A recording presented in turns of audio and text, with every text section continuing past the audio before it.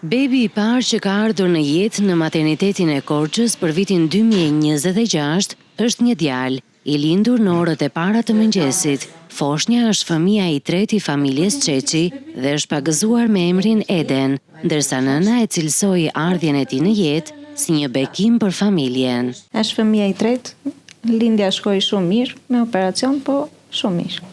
Stafi është shumë i përkujdesur, unë ndihem mirë, shumë e lumtur.